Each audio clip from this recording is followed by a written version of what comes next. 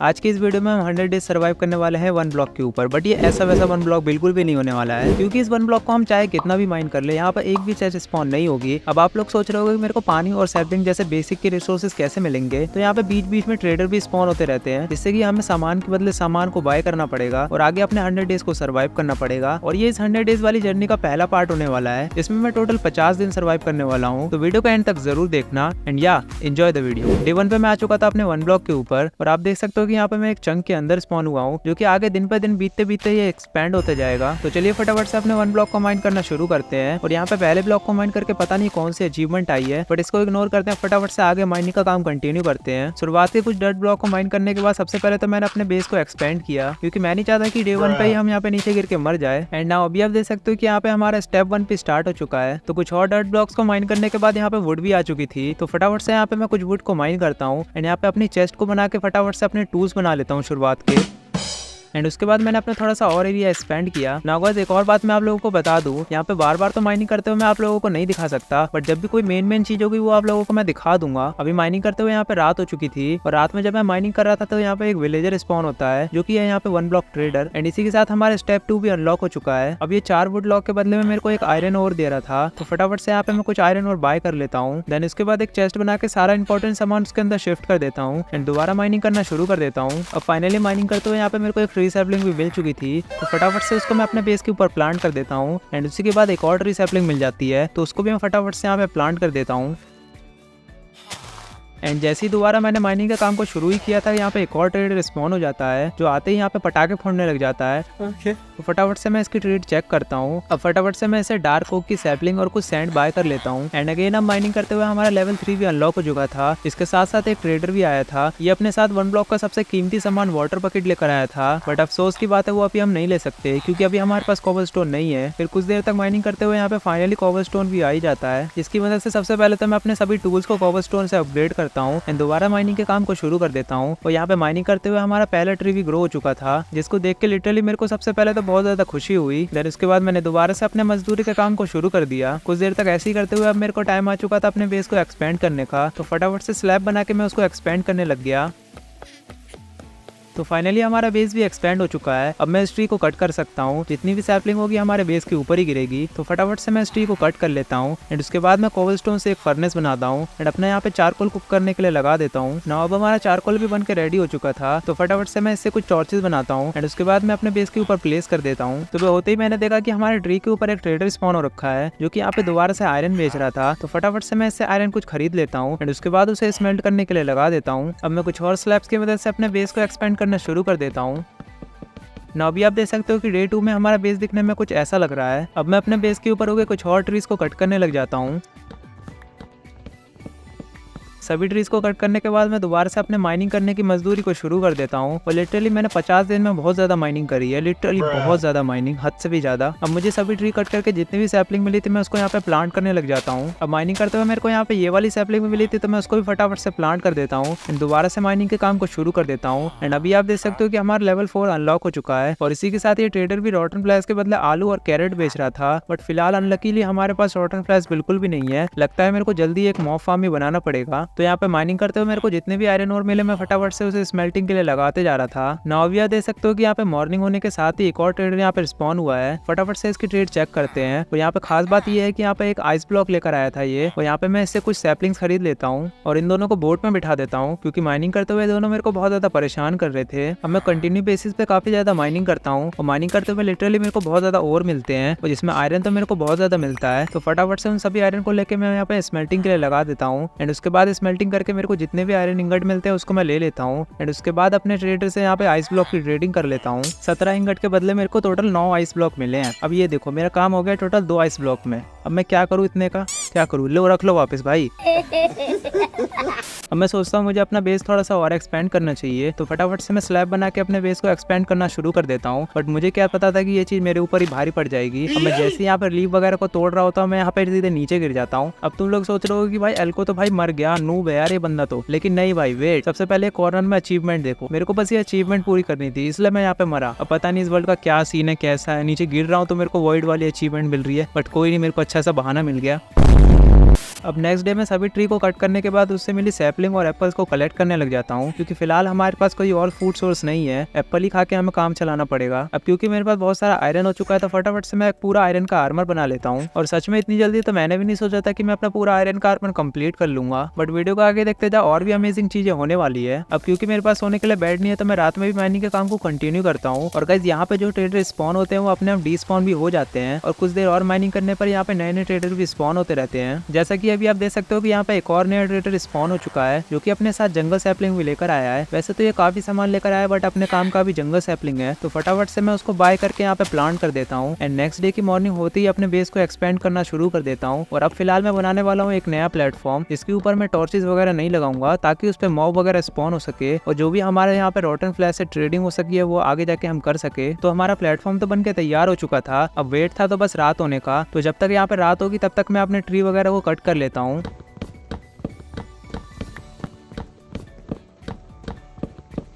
तो गाइज अभी आप देख सकते हो कि रात होती ही हमारे प्लेटफॉर्म के ऊपर कितने सारे मॉब स्पॉन हो चुके हैं। तो अभी मैं यहाँ पे सोचता हूँ कि मेरे को उस प्लेटफॉर्म के ऊपर जाके इन मॉब को मारना चाहिए, बट ये मेरी यहाँ की सबसे बड़ी गलती होती है। मैं लिटरली यहाँ पे मरते मरते बचता हूँ। तो फटाफट से मैं भाग के अपने बेस के ऊपर आ जाता हूँ। अब क्योंकि इनके आपस की लड़ाई के चक्कर में यहाँ पर एक क्रीपर ब्लास्ट हो चुका था, जिसकी वजह से यहाँ पे फेंस वगैरह टूट चुके थे। अब यहाँ पे ज़ॉम्बी हमारे प्लेटफॉर्म के ऊपर आने लग गए थे, तो फटाफट से इन सभी ज़ॉम्बी को मैं एक एक करके मारने लग जाता हूँ। तो गाइस मेरे ख्याल से तो मेरे को इस ज़ॉम्बी को मारने के लिए सुबह होने का वेट करना चाहिए था, बट फिलहाल तो हमें इसी से काम चलाना पड़ेगा। एंड अभी आप देख सकते हो कि यहाँ पे कितने सारे मॉब स्पॉन हो चुके हैं। लिटरली पता नहीं मैं इन लोगों को कैसे मारूंगा, बट यहाँ पे बहुत सारे मॉब स्पॉन हो चुके हैं, और आधे से ज्यादा तो यहाँ पे जलने लग जाते हैं। अब रात में उन मॉब्स के साथ एक ज़ॉम्बी विलेजर भी आया था, जिसको मैं यहाँ पे बोट के अंदर बिठा देता हूँ। प्लेटफॉर्म के ऊपर के ज्यादातर मॉब तो डे लाइट की वजह से मर गए थे, बट यहाँ पे कुछ मकड़ियाँ वगैरह बची थी, तो फटाफट से मैं इन लोगों को मार देता हूँ, और इनसे मिली इंस्टिंग से मैं 2 वूल बना लेता हूँ। फिलहाल अभी भी एक वूल की मेरे को और जरूरत है। अब माइनिंग करते हुए यहाँ पर एक ट्रेडर स्पॉन हो चुका था, और इसी के साथ हमारा लेवल 5 भी अनलॉक हो चुका था। तो फटाफट से तो फिलहाल मैं इससे ट्रेडिंग वगैरह कर लेता हूँ, और हाथों हाथ सभी आयरन के ओर को स्मेल्ट करने के लिए लगा देता हूँ। और कुछ समय बाद यहाँ पे प्लेटफॉर्म के ऊपर एक और ट्रेडर स्पॉन हो जाता है, जिससे मैं बर्च की सैपलिंग को बाय करके प्लेटफॉर्म के ऊपर प्लेस कर देता हूँ। एंड लास्ट डे की तरह सभी मॉब्स के मरने के बाद स्पाइडर को मैं यहाँ पे मार देता हूँ, और इनसे मिली स्ट्रिंग से अपने वूल को बना लेता हूँ। और नाउ भी हमारा बेड बन के तैयार हो चुका है। नाउ फाइनली अब हम अपने नाइट को स्किप कर सकते हैं। अब क्योंकि मैं अपने सभी ट्री को अपने मेन प्लेटफॉर्म के ऊपर ही ग्रो कर रहा था, जिसकी वजह से यहाँ पे काफी ज्यादा विजन ब्लॉक हो रहा था, तो अब मैं डिसाइड करता हूँ कि मेरे को एक ट्री प्लेटफॉर्म बना लेना चाहिए। उसके लिए मैं इस प्लेटफॉर्म को बनाना शुरू कर देता हूँ। नाउ फाइनली अब हमारा प्लेटफॉर्म बन के तैयार हो चुका है, और अब आप देख सकते हो कि मैंने ट्राई किया है इसको लगभग गोल शेप की बनाने की। तो अब एक काम करते हैं, फटाफट से इस प्लेटफॉर्म के ऊपर डर्ट और सैपलिंग्स को लगा देते हैं। तो गाइस फाइनली हमारे इस प्लेटफॉर्म को बनाने का काम भी पूरी तरह से कंप्लीट हो चुका है, और इसी के साथ आप देख सकते हो कि हमारा पहला ट्री भी ग्रो हो चुका है इस प्लेटफॉर्म पे। तो दोस्तों हमने अपने बेस के ऊपर काफी ज्यादा बेसिक की प्रोग्रेस तो कर ली है, तो फटाफट से आगे की प्रोग्रेस करने के लिए मैं काफी ज्यादा माइनिंग करना शुरू कर देता हूँ। और माइनिंग करते हुए यहाँ पर एक ट्रेडर स्पॉन होता है, जिससे मैं मैनग्रोव की सैपलिंग खरीद लेता हूँ, और ये जहाँ तक मेरे को पता है नए अपडेट वाली सैपलिंग है, तो फटाफट से मैं उसको खरीद के यहाँ पे प्लांट कर देता हूँ। अब मैं एक नई चेस्ट बना के अपना सारा फालतू का सामान उसके अंदर शिफ्ट कर देता हूँ। अब मैं यहाँ पे एक और अपना बड़ा सा प्लेटफॉर्म बनाना शुरू कर देता हूँ। इसके ऊपर हमारे सारे एनिमल्स होने वाले हैं। अब आप लोग सोच रहे होंगे कि इस वर्ल्ड में हमें एनिमल कहाँ से मिलेंगे, तो वीडियो में आगे देखते जाओ, वो भी आपको पता चलेगा। अभी मैंने ये पूरी गोल रिंग बना के तो कंप्लीट कर ली थी, अब बचा है तो इसको पूरी को फिल करना। तो फटाफट से एक काम करता हूँ, मैं अपने वुड फार्म के ऊपर आ जाता हूँ, और यहाँ पे आके मैं सभी ट्री को कट करने लग जाता हूँ, क्योंकि उसको भरने के लिए मेरे को काफी ज्यादा वुड की जरूरत पड़ेगी। तो फटाफट से काफी ज्यादा ट्री को कट कर लेते हैं। आप देख सकते हो कि हमारा मैनग्रोव का ट्री भी ग्रो हो चुका है, और क्या आपको भी मेरे साथ साथ एक क्रीपर जैसा लग रहा है? तो अभी आप देख सकते हो कि मैंने अपने ट्री फार्म के ऊपर सभी सैपलिंग को वापस से प्लांट कर दिया है। अब हमारे नए प्लेटफॉर्म को फिल करने का काम भी मैंने यहाँ पे ऑलमोस्ट कंप्लीट कर लिया है। नाउ फाइनली हमारा नया प्लेटफॉर्म भी बनके तैयार हो चुका है। अब मैं दोबारा से माइनिंग के काम को कंटिन्यू करता हूँ, और हमारा लेवल 6 भी अनलॉक हो चुका है। और जहाँ तक मैं आप लोगों को बता दूं, यहाँ पे टोटल 9 लेवल है। उसके बाद क्या होगा मेरे को बिल्कुल भी आइडिया नहीं है। अभी यहाँ पे जो ट्रेडर आया है वो अपने साथ ऑब्सीडियन और लावा बकेट लेकर आया है। फिलहाल तो लावा बकेट मेरे लिए बहुत ज्यादा कीमती है। आयरन तो मेरे पास बहुत ज्यादा है, लेकिन मेरे पास गन पाउडर बिल्कुल भी नहीं है, जिसकी वजह से मैं यहाँ पे सिर्फ ऑब्सीडियन लेता हूँ, और दोबारा से अपने माइनिंग की मजदूरी को शुरू कर देता हूँ। काफी देर तक माइन करने के बाद मेरे को जितना भी आयरन और गोल्ड मिला था, फटाफट से मैं उसको स्मेल्ट करने के लिए लगा देता हूँ। तो गाइस अब बात रह गई कि इस बेस के ऊपर मॉब कैसे आएंगे। तो इस पूरे प्लेटफॉर्म के ऊपर मेरे को डर्ट प्लेस करनी पड़ेगी, जिसकी मदद से इस पूरे प्लेटफॉर्म के ऊपर ग्रास फैल जाएगी, और उसके ऊपर कोई भी मॉब स्पॉन हो सकते हैं। तो एक काम करते हैं, पहले ये पूरा काम कंप्लीट कर लेता हूँ, देन मैं आपसे मिलता हूँ। A few moments later. Now finally अब आप देख सकते हो कि इस पूरे प्लेटफॉर्म के ऊपर मैंने डर्ट लगा दी है एंड अब वेट करना है कि इस पूरे प्लेटफॉर्म के ऊपर धीरे धीरे करके ग्रास फैल जाए और होपफुली आगे जाके 2-3 शीप स्पॉन हो जाए। तो माइनिंग करते हुए यहाँ पे दोबारा से एक ट्रेडर स्पॉन होता है और यार जब भी ये आता है दोबारा से पटाखे क्यों फोड़ता है, सीधे सीधे नहीं आ सकता क्या? ये अपने साथ एक अकेशिया सैपलिंग और कुछ फालतू का सामान लेकर आया था, तो फटाफट से इसको इग्नोर करके दोबारा से माइनिंग के काम को कंटिन्यू कर देता हूँ। माइनिंग से मिले ओर को कलेक्ट करके मैं यहाँ पे स्मेल्टिंग पे लगा देता हूँ। देन उसके बाद मैं बोल मिल की मदद से यहाँ पे काफी ज्यादा ग्रास को ग्रो करता हूँ। अब ग्रास को ग्रो करने का तो सबसे पहले यहाँ पे 2 रीजन था। सबसे पहले तो मेरे को यहाँ पे सीड मिल जाते हैं, देन उसके बाद दूसरा यहाँ पे काफी देर तक मॉब स्पॉन नहीं हो रहे थे, तो मैंने यहाँ सोचा कि ग्रास को ग्रो करके देखना है, क्या पता कोई मॉब स्पॉन हो जाए। उसके बाद मैं अपने ट्रेडर से गोल्ड के बदले में कुछ आई ऑफ एंडर बाय कर लेता हूँ और इसको मैं यहाँ पे थ्रो करके देख रहा था, तो यहाँ पे कहीं नहीं जा रहा था। इसका मतलब ये है कि यहाँ पे इस वर्ल्ड के अंदर एंड पोर्टल तो नहीं है। अब वो तो मेरे को आगे ही जाके पता चलेगा कि हम एंडर ड्रैगन को कैसे मारेंगे। तो अपना थोड़ा बहुत सामान सेट करने के बाद मैं दोबारा से माइनिंग के काम को शुरू कर देता हूँ और माइनिंग करते हुए यहाँ पे मेरे को अपना पहला एमराल्ड और उसी के साथ साथ मेरे को अपना पहला डायमंड मिल जाता है और ये देख के लिटरली मैं बहुत ज्यादा खुश हो जाता हूँ। तो गाइस अब मेरे पास सीट भी अवेलेबल हो चुकी है, तो अब मैं डिसाइड करता हूँ कि मेरे को एक नया प्लेटफॉर्म बनाना चाहिए। इस प्लेटफॉर्म के ऊपर मैं अपना पूरा फूड फार्म बनाऊंगा, तो मैं बिना देरी किए हुए इस प्लेटफॉर्म को बनाना शुरू कर देता हूँ। नाउ भी आप देख सकते हो कि इस प्लेटफॉर्म की बाउंड्री बनाने का काम तो हमारा पूरी तरह से कंप्लीट हो चुका है। उसके बाद मैं जैसे ही अपने प्लेटफॉर्म के ऊपर वापस आता हूँ, तो मैं यहाँ पे देखता हूँ कि फाइनली हमारा एक मॉब पहला स्पॉन हो चुका है, जो कि है हमारा पहला चिकन। तो अब मैं इस पूरे प्लेटफॉर्म को डर्ट से फिल करने लग जाता हूँ। तो गाइस काफी देर की मेहनत के बाद हमारा पूरा प्लेटफॉर्म बन के तैयार हो चुका है, बस इसके बीच बीच में हमें पानी डालना है, उसके बाद हमारा पूरा प्लेटफॉर्म तैयार हो जाएगा। पानी वगैरह डालने का तो काम कंप्लीट हो चुका है। अब एक काम करता हूँ, इस पूरे प्लेटफॉर्म के ऊपर हो चला देता हूँ। तो फाइनली हमारा ये काम भी कंप्लीट हो चुका है। तो अब एक काम करते हैं, जितने भी मेरे पास सीड है उसको यहाँ पे प्लांट करना शुरू करते हैं। अब फिलहाल तो मेरे पास ज्यादा सीड नहीं है, लेकिन जब ये ग्रो हो जाएगी उसके बाद कट करके हम इसको रिप्लांट करेंगे तो यहाँ पे और ज्यादा हो जाएगा ये। तो गाइस अपना फार्मिंग वगैरह का काम कंप्लीट करके जैसे ही मैं अपने बेस के ऊपर जा रहा था, यहाँ पे देखता हूँ कि यहाँ पर एक शीप स्पॉन होती है और यार एक और शीप यहाँ पे स्पॉन हो जाती है तो बहुत ज्यादा अच्छी बात होती है, लेकिन फिलहाल तो यहाँ पर एक ही शीप हुई है स्पॉन। अब मैं अपने कुछ बोन मिल बना के अपने क्रॉप्स को ग्रो करने लग जाता हूँ और इनको कट करके दोबारा से रिप्लांट कर देता हूँ एंड अगेन मैं दोबारा से यही काम रिपीट करता हूँ। तो फाइनली डे का एंड होते होते हमारे इस प्लेटफॉर्म का काम भी कंप्लीट हो चुका है। नेक्स्ट डे की मॉर्निंग होते ही मैं अपनी शीप को दूसरे प्लेटफॉर्म के ऊपर लेके आ जाता हूँ, जिससे कि मेन प्लेटफॉर्म के ऊपर और भी मॉब स्पॉन हो सके। और अब हमें काफी ज्यादा वुड की जरूरत है, तो मैं काफी ज्यादा वुड को कट करने लग जाता हूँ। अब मेरे को इतनी ज्यादा वुड की जरूरत इसलिए है क्योंकि मैं एक बड़ा सा मॉब फार्म बनाने वाला हूँ। हाँ, मैं वही नॉर्मल सा मॉब फार्म बनाने वाला हूँ, लेकिन यार उसके लिए भी तो रिसोर्सेज लगते हैं ना। तो अभी आप देख सकते हो कि लगभग 4 स्टैक वुड कलेक्ट हो चुकी है। और गाइस इन्हीं सब चीजों के दौरान हमारे 1 ब्लॉक के ऊपर एक वॉन्डरिंग ट्रेडर भी आ चुका है। और गाइस मेरे माइनक्राफ्ट के करियर में ये पहली बार एक ऐसी चीज लेकर आया है जो फिलहाल तो मेरे बहुत ज्यादा काम की है। ये अपने साथ चेरी ब्लॉसम की सैपलिंग लेकर आया है। तो फटाफट से मैं अपनी चेस्ट एमराल्ड ले लेता हूँ एंड उसके बाद चेरी ब्लॉसम की सैपलिंग बाय कर लेता हूँ। अब क्योंकि हम अपने मॉब फार्म को बनाने वाले हैं, तो फटाफट से इसमें जितने भी रिसोर्स लगने वाले हैं उसको फटाफट से क्राफ्ट कर लेते हैं। तो फटाफट से सभी चीजों को लगाना शुरू करते हैं। और यार ये डबल चेस्ट का ग्लिच कब जाएगा यार। एंड गाइस अब आप देख सकते हो कि यहाँ से हमारा प्लेटफॉर्म दिखने में लिटरली कितना ज्यादा अच्छा लग रहा है यार। और इसी के साथ हमारी चेरी ब्लॉसम की सैपलिंग भी ग्रो हो चुकी है। आगे जाकर मैं इसको चारों तरफ लगा दूंगा, जिससे कि हमारा प्लेटफॉर्म दिखने में और भी ज्यादा अच्छा लगेगा। तो गाइस अभी एक काम करते हैं, इस पूरे मॉब फार्म को बनाने का बोरिंग काम मैं कंप्लीट कर लेता हूँ, देन उसके बाद सीधे आपको आगे की चीज दिखाता हूँ। तो दोस्तों फाइनली हमारा मॉब फार्म भी बन के तैयार हो चुका है। अब क्योंकि ये 1 ब्लॉक है तो आपको तो पता ही है कि बहुत ही एफिशिएंट तरीके से वर्क करेगा ये। तो एक काम करते हैं, फटाफट से अपने आयरन की स्वॉर्ड बना लेते हैं और इसके साथ पता नहीं कौन सी अचीवमेंट मिली है, लेकिन यार इस वर्ल्ड में पता नहीं कौन कौन सी अचीवमेंट मिलती है, तो उसको इग्नोर करना। और यहाँ पे जैसे ही मैं इसको मॉब को मार रहा होता हूँ, यहाँ पे एक छोटा सा बॉम्ब भी निकल के आ जाता है मेरे को मारने के लिए। तो फटाफट से उसको भी फिनिश करता हूँ एंड उसके बाद आगे इन मॉब को ग्राइंड करना शुरू कर देता हूँ।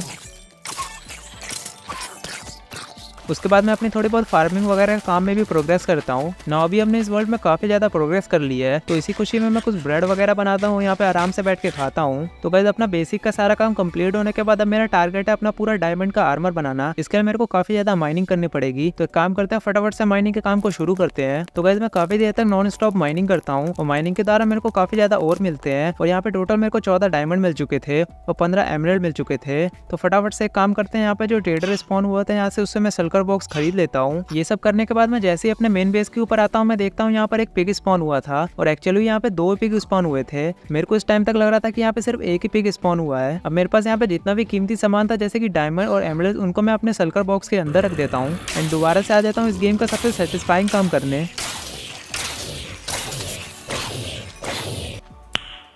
Nice. उसके बाद मैं दोबारा से काफी देर तक माइनिंग करता हूँ और यहाँ पे टाइम टू टाइम जितने भी ट्रेडर स्पॉन हुए थे उनसे जरूरत का सामान भी ट्रेड कर रहा था। तो ट्रेडिंग करते वक्त मेरे को थोड़े बहुत सी पिकल्स भी मिल गए थे, तो फटाफट से मैंने उसको बाय करके यहाँ पे लगा दिया। अब सच बताऊं तो मेरे को इसका यूज नहीं पता, बट मैंने इसको यहाँ पे लगा दिया, क्या पता यहाँ पे इससे क्या होगा। देन उसके बाद गाइस जब मैं अपने मॉब फार्म के ऊपर ग्राइंड कर रहा था तब मैंने यहाँ पे चेस्ट को चेक किया, तो मैंने यहाँ पे देखा कि मेरे को यहाँ पे एक आलू मिल चुका है। अब फिलहाल तो ये सिर्फ एक आलू है, बट बोल मिल की मदद से मैं इसको काफी मात्रा में मल्टीप्लाई कर लेता हूँ, अपने पूरे खेत में इसको बोल मिल करने लग जाता हूँ। नाउ गाइस अब मैंने अपने पूरे आधे फार्म के ऊपर बोन मिल की मदद से पूरे आलू को लगा दिया था। अब हमारा ये काम भी कंप्लीट होता है। तो अब गाइस मैंने अपने बचे हुए आलू को फर्नेस में कुक करने के लिए लगा दिया। तो फिर उसके बाद मैं आ जाता हूँ अपने एनिमल फार्म के ऊपर। यहाँ पे जो मेरे 2 पिग्स थे मैं उनको ब्रीड करवा देता हूँ। अब ये सब करते हुए काफी टाइम बीत चुका था और हमारे सीपिकल भी अभी तक उगे नहीं थे, तो मैं बोन मिल की मदद से इसको ग्रो करने का ट्राई करता हूँ, बट अपने काफी ज्यादा बोन मिल को बर्बाद करने के बाद भी ये नहीं उगा। तो गाइस लिटरली मेरे को पता नहीं कि उगते भी है कि नहीं उगते हैं। अब क्योंकि गाइस इस वर्ल्ड पे मेरे को सरवाइव करते हुए काफी ज्यादा दिन बीत चुके थे और मेरे पास काफी ज्यादा रिसोर्सेज इधर उधर पड़ा हुआ था, तो अब टाइम आ चुका था इन सभी को चेस्ट में ऑर्गेनाइज करने का। तो मैं अपने एनिमल फार्म के ऊपर इन सभी को चेस्ट में ऑर्गेनाइज करने लग जाता हूँ। इन सभी चीजों को करने के दौरान मैं इस प्लेटफॉर्म के ऊपर फेंस लगा के घेर भी देता हूँ, इसके अंदर हमारे एनिमल्स होने वाले हैं। हाँ फिलहाल एनिमल्स के नाम पे मेरे पास सिर्फ 2 पिग्स हैं। तो गाइस ये सब काम कंप्लीट करके मैं जैसे ही अपने बेस के ऊपर आता हूँ मैं देखता हूँ कि यहाँ पे 2-3 चिकन और एक हॉर्स स्पॉन हुआ है। तो गाइस फिलहाल तो मेरे को हॉर्स की कोई खास जरूरत थी नहीं, बट एक काम करते हैं चिकन को जब तक हम अपने प्लेटफॉर्म के ऊपर लेके आ जाते हैं। तो गाइस चलो इसी के साथ फाइनली हमारे एनिमल फार्म के ऊपर एक से ज्यादा टाइप के मॉब्स तो हैं, बस यार अब कम से कम एक शीप भी स्पॉन हो जाए ना तो और भी अच्छी बात है। ये सब छोड़ो, सबसे पहले मैं एक काम करता हूँ, अपने एनिमल फार्म को थोड़ा बहुत डेकोरेट कर देता हूँ, जिससे देखने में भी थोड़ा बहुत अच्छा लगेगा और थोड़ा बहुत सेफ हो जाएगा।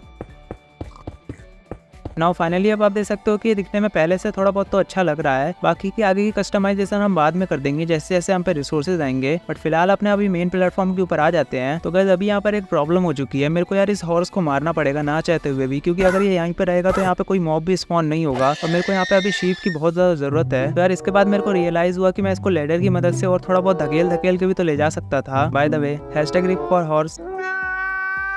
तो गाइस अभी आप जो मेरे मेन बेस के बीच में बड़ा सा ट्री देख रहे हो, ये फिलहाल मेरे को लग रहा है धीरे धीरे बड़ा होते जा रहा है, बट कुछ भी हो यार मेरे को ये देखने में ज्यादा अच्छा लग नहीं रहा है। हुआ तो आगे जाके मैं इसको हटा दूंगा, बट फिलहाल उससे पहले मेरे को अपने मॉब फार्म के ऊपर से एक कैरेट मिली थी, इसको मैं बोल मिल की मदद से अपने फार्म के ऊपर पूरे में प्लेस करने लग जाता हूँ। पता नहीं यार बीच बीच में यहाँ पे कौन सी अचीवमेंट मिलती है, ये नॉर्मल वाले माइनक्राफ्ट में से तो अलग ही है। तो फार्मिंग करते वक्त यहाँ पे एक ट्रेडर स्पॉन होता है जो कि यहाँ पे बैम्बू बेच रहा था, तो फटाफट से मैं उसे बाय कर लेता हूँ और अपने मेन बेस पे आके उसको प्लांट कर देता हूँ। अब मैं दोबारा से माइनिंग का वर्क को कंटिन्यू करता हूँ और वैसे ही यहाँ पे एक और ट्रेडर स्पॉन हो जाता है। उसी के साथ हमारा लेवल 8 भी अनलॉक हो चुका था। अब माइनिंग करते वक्त मेरे पास जितने भी थोड़े बहुत डायमंड और एमराल्ड्स थे उनको मैं अपनी शर्कर बॉक्स के अंदर रख देता हूँ। तो गाइस अभी आप देख सकते हो कि मेरे पास टोटल 35 डायमंड हो चुके हैं। मेरे ख्याल से अब मेरे को अपना पूरा डायमंड का आर्मर बना लेना चाहिए, तो फटाफट से मैं अपना पूरा डायमंड का आर्मर बनाने लग जाता हूँ। और इस 1 ब्लॉक पे सर्वाइव करते हुए हमने ये वाली अचीवमेंट भी अनलॉक कर ली है। और मेरा जो बचा हुआ आयरन का आर्मर था उसको मैं आर्मर स्टैंड के ऊपर लगा देता हूँ एंड इन सभी चीजों के बाद चले जाता हूँ अगेन सेटिस्फाइंग काम को करने के लिए, हाँ वही दोबारा से मॉब मारने के लिए। उसके बाद मैं काफी देर तक माइनिंग करता हूँ और माइनिंग करते हुए मेरे को इस वर्ल्ड का पहला एंशिएंट डेब्रीज मिल जाता है, तो फटाफट से मैं उसको माइन करके दोबारा माइनिंग का काम कंटिन्यू कर लेता हूँ। काफी देर तक माइनिंग करने के बाद मैं अपने सारे सामान को चेस्ट के अंदर शॉर्ट करता हूँ और हाँ मैं अपना सबसे कीमती सामान जो है शेल्कर बॉक्स के अंदर रखूंगा, जैसे कि डायमंड और एंशिएंट डेब्रीज। नाउ जो हमारे बेस के ऊपर सबसे ज्यादा विजन ब्लॉक कर रहा था मैं उसको काटने के लिए आ गया था, तो फटाफट से मैं इस ट्री के ऊपर आ जाता हूँ और जल्दी से इस ट्री को कट करने लग जाता हूँ।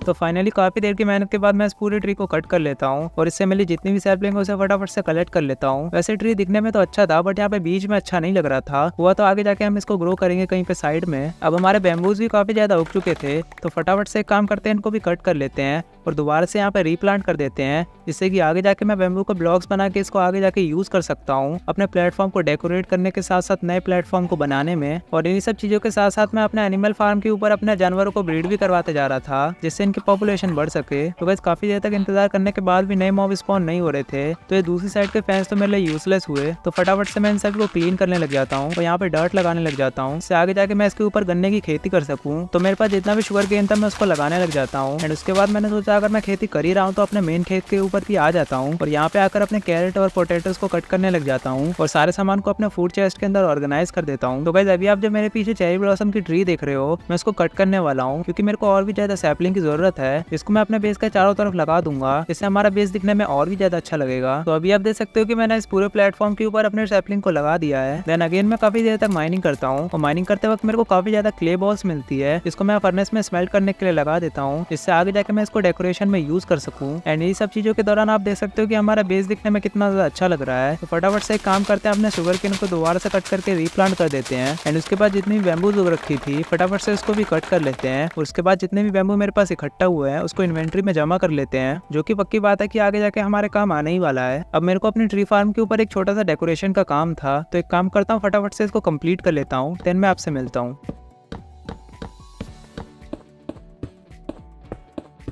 ना अभी हमारा ट्री फार्म को डेकोरेट करने का काम भी कंप्लीट हो चुका है। तो एक काम करते हैं, हमने जो क्ले स्मेल्ट करने के लिए लगाई थी उसको जाके चेक करते हैं कि अब तक कितनी स्मेल्ट हुई है। और अभी आप देख सकते हो कि यहाँ पे बहुत ज़्यादा स्मेल्ट हो चुकी है। और चेस्ट में रखी हुई जितनी भी क्ले थी उसको भी ले लेते हैं और फटाफट से इससे ब्रिक्स बना लेते हैं। एंड उसके बाद इससे ब्रिक्स के स्लैब्स बना लेते हैं और उसके बाद यहाँ पे बीच में लगा देते हैं। आई थिंक ये देखने में थोड़ा बहुत अच्छा लगेगा, तो एक काम करते हैं इसको पूरे में लगा देते हैं। ना अभी आप देख सकते हो कि दिखने में मेरे ख्याल से तो बहुत ज़्यादा अच्छा लग रहा है। इसके आसपास में थोड़ी सी और डेकोरेशन कर दूंगा तो ये और भी ज़्यादा अच्छा लगेगा। अब क्योंकि मेरे सारे प्लेटफॉर्म सर्कुलर शेप में थे एंड मेरा जो मॉक फार्म वाला प्लेटफॉर्म था वही स्क्वायर शेप में था, तो फटाफट से मैं इसको भी सर्कुलर शेप में बनाने लग जाता हूँ। उसके लिए पहले मैंने यहाँ पे रिंग बना ली है, तो एक काम करते हैं इसको पूरा फिल कर लेते हैं।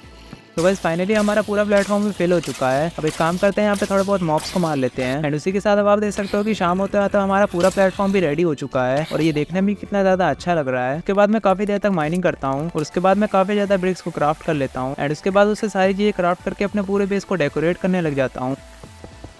तो बस फाइनली आप देख सकते हो कि हमारा बेस दिखने में कैसा लग रहा है। ब्रिक्स की मदद से हमारे बेस के रास्ते दिखने में और भी ज्यादा अच्छे लग रहे हैं। अब एक काम करते हैं, जितना हो सकता है उतने लैंटर्न्स को क्राफ्ट कर लेते हैं और अपने पूरे बेस पे लगाना शुरू कर देते हैं।